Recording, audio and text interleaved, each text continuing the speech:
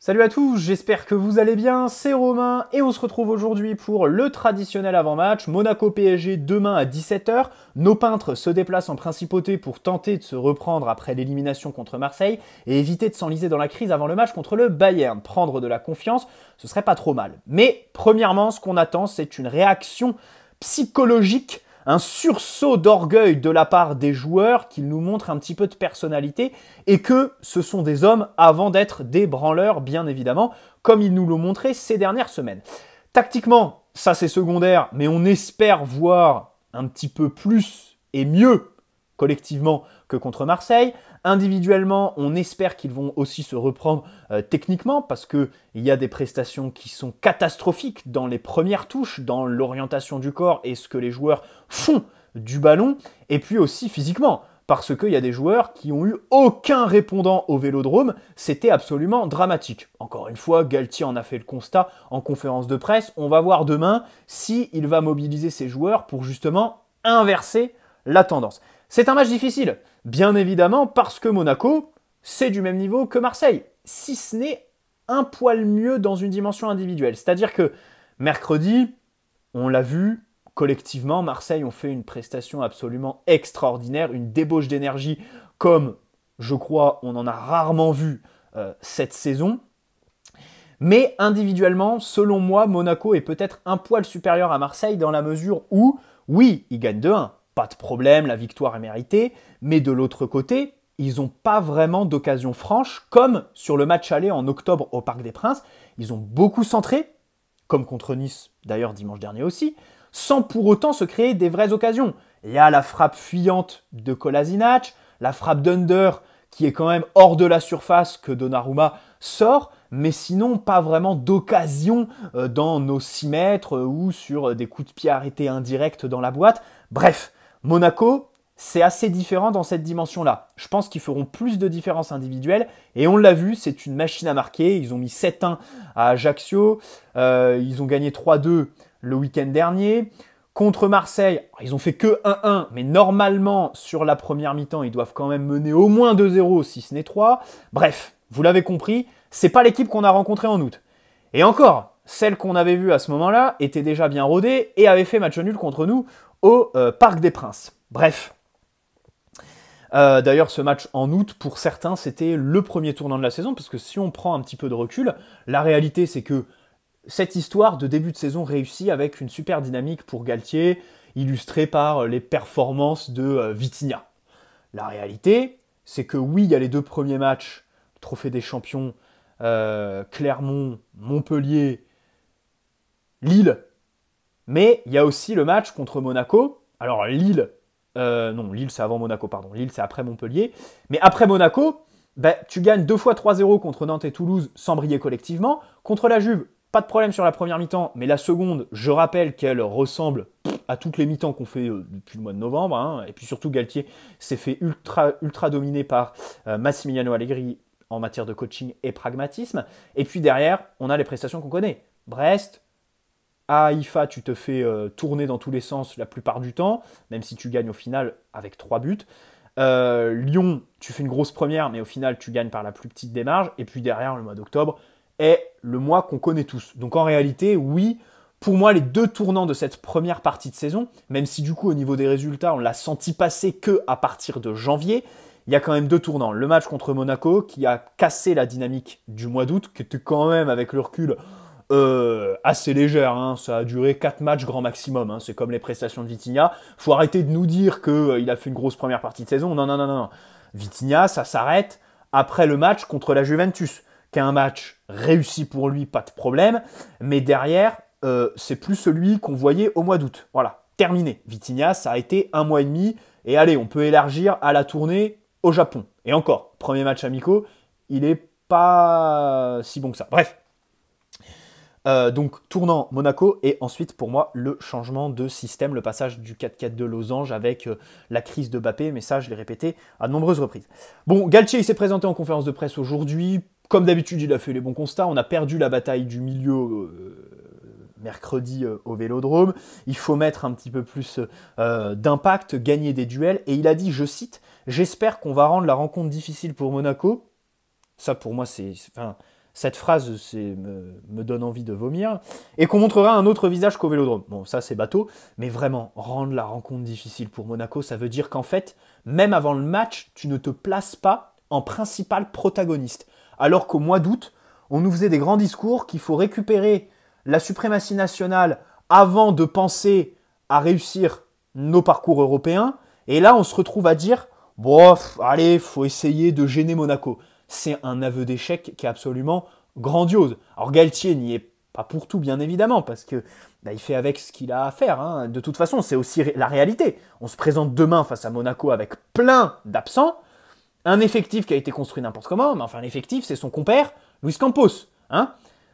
Galtier, quand il fallait tomber sur Antero Henrique explicitement en conférence de presse au mois d'août, il était là.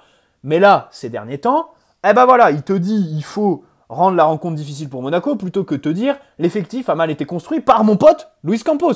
Parce que même s'il est là que depuis un an et qu'il a hérité d'une situation catastrophique construite par Leonardo, le mercato d'été, on le rappelle, honnêtement, j'ai vraiment pas d'espoir pour que ce mercato dépasse les 3 dernières places du classement des mercatos sous l'ère QSI. C'est simple. Je dis pas que c'est le pire mercato de l'ère QSI, parce que là, voilà, ça fait que même pas un an. Mais la réalité, c'est que là, on en a déjà vu trop. Voilà, 150 patates. Bon bref, c'est pas le sujet de la vidéo. Passons à l'infirmerie. Mbappé se soigne contre Galtier et selon les médias, il y a une possibilité de le voir contre le Bayern, au moins 15 minutes sur le banc dans le groupe. Alors bon, ça grandit, c'est un espoir qui donne le sourire, mais moi je suis quand même assez dubitatif. Je suis allé reprendre un petit peu les archives de l'historique d'Mbappé dans les grands matchs et l'historique d'un Mbappé affaibli, de retour de blessure dans les grands matchs. Le premier qui te vient en tête, c'est soit la demi-finale contre City qu'il loupe complètement parce qu'il revient de blessure, ou alors il joue à moitié blessé, il la loupe complètement. Soit le Final 8, alors son entrée contre l'Atalanta fait beaucoup de bien, mais sa finale est loupée parce que, évidemment, il précipite son retour. Voilà. Et moi, je citerai encore autre chose, le match retour contre Dortmund. Alors, c'était pas une blessure musculaire comme là, je crois qu'il était malade. C'était un espèce de rhume, une angine, comme il entraîne à chaque hiver. Et il était sur le banc. Il rentre en seconde à la place de Sarabia, je crois. Et son entrée, j'ai le souvenir d'un Mbappé qui n'était pas bon au coup de rein, qui peinait à faire les bons choix, à se connecter avec Neymar, et qui globalement avait eu que comme point positif sur son entrée, les efforts défensifs. C'est un des rares matchs sur la scène européenne où Mbappé, c'est pas un match entier puisqu'il est rentré, a fait beaucoup d'efforts défensifs. Son entrée, match retour contre Dortmund, je le rappelle, on le gagne 2-0 avec Neymar qui prend les choses en main, et donc Mbappé qui fait pas vraiment une bonne entrée. Tout ça pour vous dire que je suis pas vraiment pour le faire rentrer, le pousser complètement dans son processus de guérison. C'était 3 semaines, laissons-le tranquille. Et puis, j'aimerais aussi relativiser, les gars. Là, ça y est, on nous sort déjà de la Ligue des Champions. Moi, je suis très critique envers le club, pas de problème. Il y a plein de gens qui me tombent dessus pour ça. Mais, honnêtement, relativisons. C'est que le match aller. Le match retour, ok, ce sera à l'extérieur, ce sera là-bas. On risque de prendre plus de vagues qu'au Parc des Princes. Mais si on gère bien les organismes, on aura quand même nos forces en présence avec un petit peu plus de rythme. Marco Verratti avec autre chose que à peine 90 minutes sur le dernier mois. Mbappé de retour. Messi, là on peut pas dire que s'il est titulaire mardi soir, ce sera dans des conditions idéales. Neymar pareil, peut-être qu'il se sera enfin débarrassé de sa fatigue musculaire aux adducteurs et ses histoires de cheville qu'il traîne depuis la Coupe du Monde. Donc voilà, c'est que le match aller, c'est que 50% de la double confrontation. Ne précipitons pas Mbappé qui en plus n'a pas l'habitude d'être bon tout de suite quand il revient de blessure. Bon, il y en a un autre qui est bon, lui, qui n'a pas besoin de rythme, c'est Verratti. Mais il est encore pas là demain, forfait, gêne à la hanche gauche selon le club. Bon écoutez, subjectivement, je vous dis, ce forfait demain de Verratti, c'est de la pure précaution. On le met au frigo parce qu'on n'a plus aucune solution derrière lui s'il se pète et qu'on veut l'avoir contre le Bayern Munich. Mais si on parle objectivement, là, il est encore forfait. S'il a vraiment cette gêne, il faut quand même poser la question de son retour de Coupe du Monde. Il n'était pas qualifié avec l'Italie. Il est revenu, ces 2 matchs contre Lens et Strasbourg étaient très loin de ses standards. Il n'est pas bon. C'est pas du Verratti. Ensuite, il se blesse pour 3 semaines, 1 mois. Il revient 12 minutes. Ok, il change la face de ton équipe au retour des vestiaires contre Reims, mais il prend ce carton rouge qui est aussi mérité que stupide. Donc la réalité, c'est que là, en 2023, on n'a pas vu le vrai Verratti. Contre Marseille cette semaine, ne dites pas que c'était du Verratti qu'on a vu. La première mi-temps est quand même très loin de ses standards. La faute à Galtier qui le met relayeur et pas sentinelle, selon moi, mais peu importe où tu es sur le terrain, Verratti c'est Verratti, un joueur de classe mondiale. Donc le joueur, qu'est-ce qu'il a foutu de ses vacances? Et ensuite, bon, sa fiabilité physique, on la connaît tous. Là, c'est de la responsabilité du club. On le sait depuis une éternité que Verratti n'est pas fiable. Il s'est pété à de nombreuses reprises. Il n'y a jamais eu de vraie saison complète. Mais on n'a jamais fait de recrutement pour, je sais pas, le concurrencer, le compléter, le suppléer. Tout ça, c'est des mots que la direction ne connaît pas. Le seul lexique qu'ils ont, c'est chéquier et faire les deals en fonction des agents. Et en fonction de la direction sportive. Quand c'est avec Leonardo, tu vas en Italie rincer l'Inter Milan. Quand c'est avec Campos, tu continues à rincer l'Inter Milan, même s'il le refuse sur le dossier Skriniar. Mais tu fais avec Mendes les deals Vitinha, Renato. Donc c'est très compliqué. La responsabilité est des deux côtés. Messi. Alors il reprendra l'entraînement lundi. Il a une gêne aux ischios. Depuis Marseille, il s'est un petit peu blessé, ce qui explique la séquence là, en toute fin de match où il fait des passes à 10 avec Fabian Ruiz au milieu de terrain. Tout simplement parce que voilà, il était gêné plutôt que de sortir. Alors sympa le retour de Coupe du Monde complètement haché. Je dis pas qu'il est mauvais, mais la réalité c'est que alors tu reviens contre Angers. Ensuite, tu pars au ski. Ensuite, tu reviens. Tu enchaînes quelques matchs et ensuite tu te repètes. Donc tu vas arriver face au Bayern concrètement avec un déficit de rythme qui est criant et enfin personnellement mes espoirs de voir Messi faire un match consistant contre le Bayern s'effacent encore plus avec ce nouveau forfait. Bien différencier match consistant de match décisif. C'est-à-dire que je ne dis pas que Messi ne marquera pas, ne mettra pas un coup franc, ne mettra pas un but sur un exploit individuel ou une passe décisive par exemple. Mais j'attends qu'il soit décisif bien évidemment dans les grands matchs, ça reste quand même Messi, j'espère aussi que de l'autre côté il sera consistant, c'est-à-dire présent à la production offensive, assez juste techniquement, touche beaucoup de ballons, les bonifie, fait jouer ses partenaires, chose qu'on ne voit plus trop ces derniers temps. Il a été décisif individuellement, mais pour faire briller ses partenaires, c'était une autre paire de manches. Contre Rennes, par exemple, les transversales, qui est quelque chose qu'il maîtrise techniquement habituellement, il n'y était pas du tout. Contre Marseille, pareil, l'exécution technique, c'est ça qui m'inquiète avec Messi. Qui marche, on le sait tous. On ne va pas le changer à 36 ans et après qu'il ait fini le jeu, qu'est le football. Parce qu'il a tout gagné et quelque part, on ne peut pas lui en vouloir de ne pas être motivé et de s'en branler. La réalité, c'est la question de la prolongation. Mais l'exécution technique me fait quand même peur avec Messi sur certains matchs. Voilà, donc j'espère que le match sera consistant contre le Bayern. Bon, Mukiele, c'est pas avant le second classico qui reviendra. Kimpembe est enfin de retour dans l'eau. Alors ça, c'est une bonne nouvelle parce que, tu vois, il y a eu un débat là, ces derniers temps, les joueurs du PSG qui n'aiment pas perdre. Parce qu'on nous a dit, Nuno a pété le plexiglas du Vélodrome, Messi est rentré tête baissée. On le sait dans cet effectif qu'il y a globalement trop peu de joueurs qui n'aiment pas perdre. Qui ? Je pense Nuno. Je citerai Neymar. Et Kimpembe, bien évidemment. Je pense que c'est un des premiers d'entre eux. Alors, il y a aussi Mbappé, évidemment. Peut-être Verratti, à moindre mesure. Hakimi et encore. Les autres, mais c'est à jeter, tout simplement. Peut-être Danilo aussi. Mais c'est tout. Tous les autres, c'est zéro. Ramos, ouais.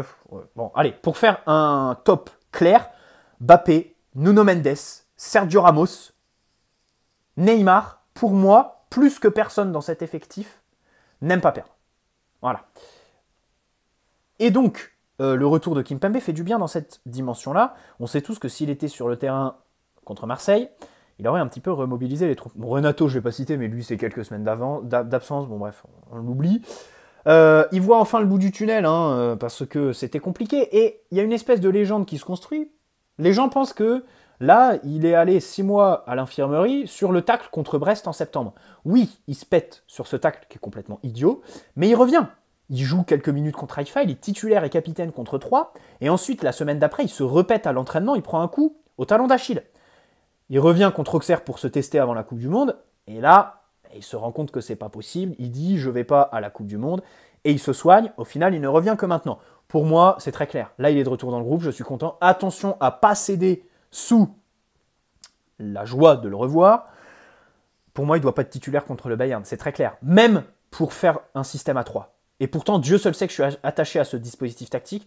Pour moi, attention, un joueur qui n'a pas vu les terrains depuis 6 mois, pas possible.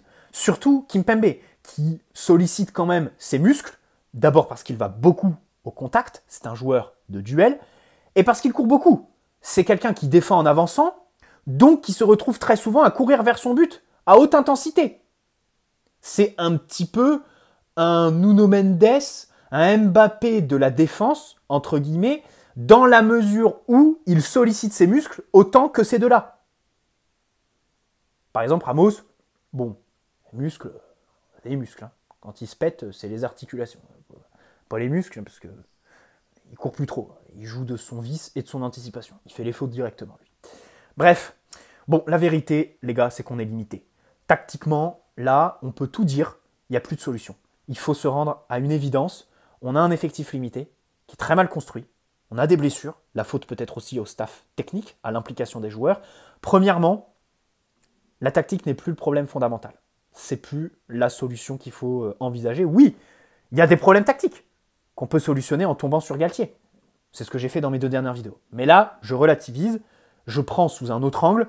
Déjà, l'attitude des joueurs, elle est honteuse. Marquinhos qui te dit, il faut savoir perdre. On a beaucoup gagné, maintenant il faut savoir perdre. Après le match contre Marseille cette semaine. Mais c'est quoi cette mentalité? C'est quoi ce capitaine? Et je rappelle qu'on va le prolonger avec une augmentation de contrat jusqu'en 2027. Une augmentation de salaire. Mais qu'est-ce que c'est que ce truc? Ça me dépite complètement. L'effectif est bien évidemment construit n'importe comment. La direction a délaissé trop longtemps le milieu de terrain. Il y a un gap entre les titulaires et les remplaçants à n'importe quel poste qui est bien trop important. Nuno pour Bernat, enfin, il faut se mouiller la nuque quand on passe du titulaire au remplaçant. À droite, Hakimi, il n'y en a pas. À part Pembele, Mukiele qui joue contre nature. Pareil devant, voilà, la MNM, tu les sors, c'est Carlos Soler et Kitike.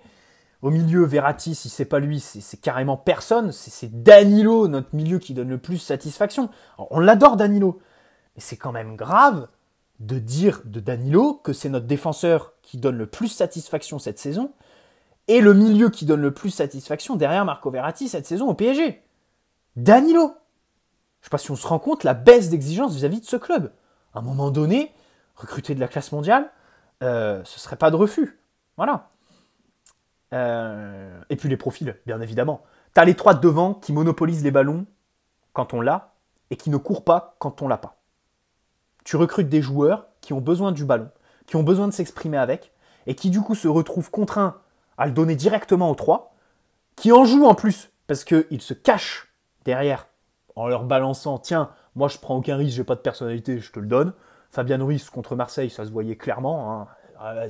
Je donne à Neymar, je donne à Messi, ça va être la solution. Oh, une transversale, une passe qui casse un peu les lignes avec un petit peu de prise de risque. Non, ça m'intéresse pas. Je laisse Neymar, Messi le faire.